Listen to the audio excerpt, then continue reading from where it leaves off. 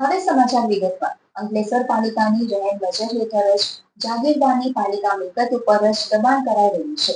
સામાજિક બંધુત્વ ઉપર પ્રેમ ઉભરાતા પાલિકા પ્રમુખ દ્વારા આ કાળા કાન કરી રહ્યા છે.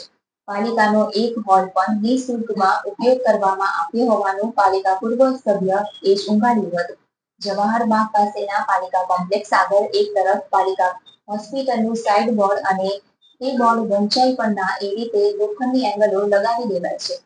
અંકલેશ્વર પાલિકા પ્રમુખના બદલે તેના પતિ જ શાસન કરતા હોવાની જાહેરમાં જોવા મળી રહ્યું હોવાની ફરિયાદ ખુદ પાર્ટીના સભ્યો કરી રહ્યા છે. આ વચ્ચે ગત રોજ પાલિકા એના એક પૂર્વ સભ્યએ વધુ એક પાલિકા શાસનનું ભોપાળું સામે લાવ્યા છે.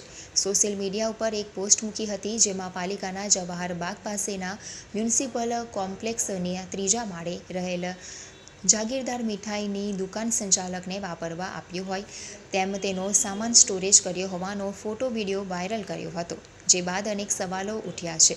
ગ્રાઉન્ડ ફ્લોરની દુકાન અને ફર્સ્ટ ફ્લોરના હોલ વેચાણ રાખનારના જાગીરદાર મીઠાઈ ઘર ઉપર કોનો પ્રેમ આટલો છે જે તેના દ્વારા હોલ વાપરવા આપ્યો છે? એટલું જ નહીં, દુકાન બાજુની બાગની જોડેની ખુલ્લી જગ્યા પણ આપી દીધી હોય તેમ તેનો ઉપયોગ થઈ રહ્યો છે. તો દુકાન આગળ મસમોટો લોખંડનો શેડ ઊભો કરવામાં આવી રહ્યો છે, જેને લઈને પાલિકાનું હોસ્પિટલનું સાઇન બોર્ડ પર વાંચી શકાતું નથી. એટલું જ ઓછું હોય તેમ જ્યાં વાહનો પાર્ક કરવાની પાલિકાની જગ્યા છે, ત્યાં પોતાના નાસ્તાની લારીઓ ઊભી કરી દીધી છે.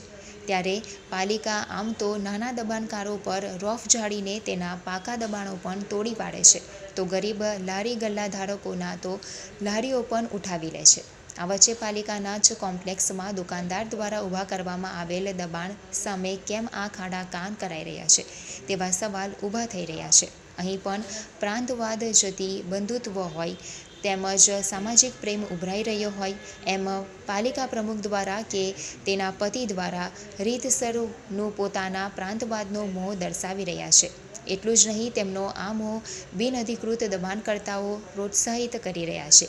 ત્યારે જાગીરદાર પાલિકાને પોતાની જાગીર સમજતો હોય એમ પાલિકાના ફૂટપાથ ઉપર દબાણ કરી પોતાની જાગીરદારી દેખાડતી હોય તે સામે હવે પાલિકા સત્તા પક્ષે શું કરશે તે જોવું રહ્યું.